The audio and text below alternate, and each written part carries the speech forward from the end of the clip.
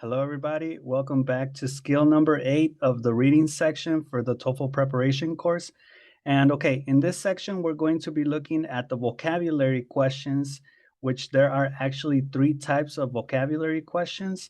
Here we have the explanation for the vocabulary questions, and we're going to be looking first at finding definitions from structural clues, then determining meanings from word parts, and then using the context clues to determine the meanings, right? I also want to mention that I was doing the video with the review, and we actually do have a big reading review before this, which are from skills 6 to 7, right? And from 1 to 7, right? Which they actually start right here on page 422 PDF, 6 to 7, and 1 to 7. But I'm going to skip this because I think that it's not necessary for me to do these exercises. If you can do them, because you need to practice, but I'm just going to limit myself to explaining the skills. If you want me to do the review videos, let me know, and I will also include the review. But I haven't been doing them for all of them, right? But just let me know if you want that and I'll do it. Okay, so we're going to be looking at skill 8, which is find definitions from structural clues, okay?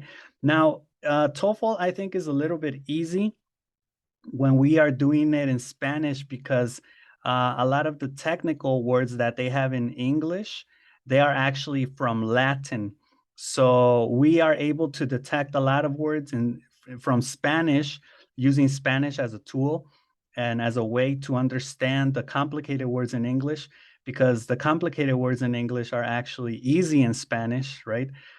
So that's a very good thing. But in this case, we're going to be looking for structural clues in the text, right?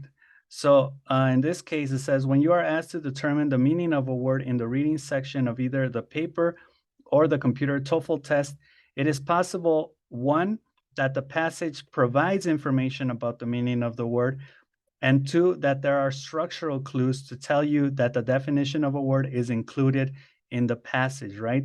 So basically what this means is that in the passage, we can find the meaning more or less, okay?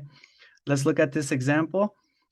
It says one of the leading schools in psychology, one of the leading schools of psychological thought of the 20th century is behaviorism. The belief that the role of the psychologist is to study behavior which is observable rather than conscious or unconscious thought which is not. You see how here they give us the definition for behaviorism, right? So then it says in behaviorism, in line 2, a psychologist is concerned with conscious pattern. No, because here it says rather than conscious or unconscious thought, right? So unconscious pattern, no, it's neither conscious or unconscious. Unobservable actions, no, because it says that it's behavior which is observable. So observable actions, yes, it would be this one, right? So even if we don't know what behaviorism is, which in Spanish is conductismo, we do know that it's the observable action because of the context clues that they give us right here, right? Okay, so let's look at, yeah, that's the answer. The correct answer is C. And let's look at this little chart. How to identify the question. The question is going to say, what is the meaning of X in line Y? The word X in line Y is closest in meaning to, or the word X in line Y could best be replaced by this one, right? Types of clues, commas, parentheses, dashes, restatements like or, that is, in other words, i.e. I.e. means that is, right? So it's like, yeah, it's like saying that is, or in other words. I think it's, I don't remember, but it's Latin. I.e. If you want, put it in the comments. What does I.e. mean? And examples such as, for example, or e.g., which is example given, or exemple gratia, I think, in Latin. Okay, where to find the information? Information to help you determine what something means will generally be found after the punctuation clue, the restatement clue, or the example clue. So how to answer the question? find the word in the passage, locate any structural clues, read the part of the passage after the structural clue carefully, and eliminate any definitely wrong answers and choose the best answer from the remaining choices, right? Okay, so I think we're ready for the exercise. Let's go with passage number 1. Passage number 1 is for questions 1 to 4. So what I'm going to do is close in on this so you can pause the video, read it. I'm going to bring my face down to here. Okay, so read it, pause the video, please, read it. And in a moment, I will show you the questions so we can check them, okay?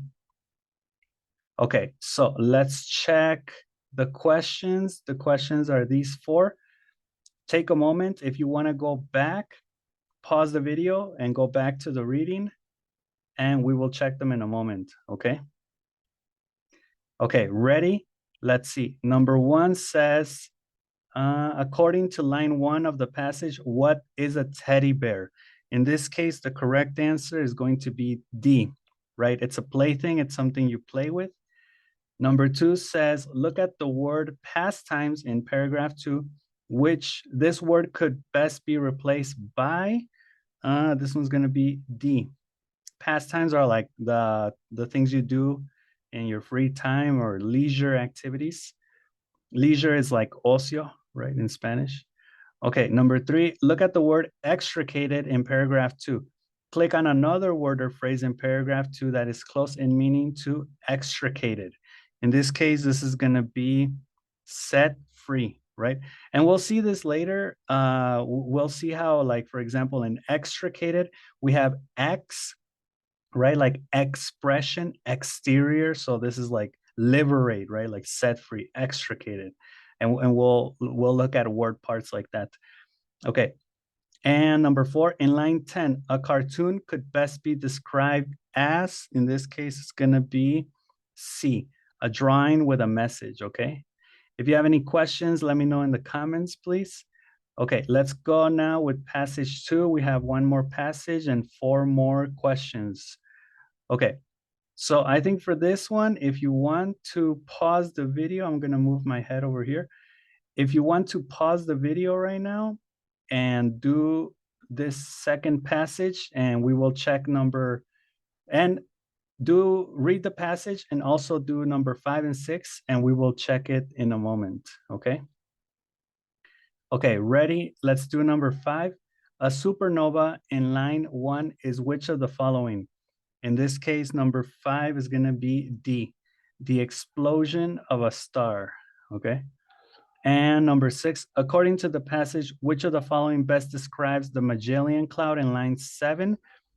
In line 7, this is going to be C, a galaxy near Earth's galaxy, right? Okay, now I'm going to show you number 7 and number 8. So you can pause the video, go back if you need to this text, okay? So here we go. Number 7, number 8, pause the video and answer them, please. Okay, let's check them. Number 7, look at the expression Milky Way in paragraph 2. The Milky Way is, in this case, C, the galaxy that is home to Earth, okay? And let me move my head over here. Okay, number 8 says, click on the word in paragraph 2 that is the closest in meaning to unusual occurrence. This is going to be phenomenon, okay? All right, very good. So let me know if you guys have any questions in the comments. Next video is going to be about listening, or it will be about listening skill number 9, right? We're already on number 9. And next reading video will be on skill 9 as well. So we have the skills 9 coming up next. All right. So I hope you enjoyed the video. Thank you for staying till the end, and I will see you next time. Okay. Have a good day. Bye.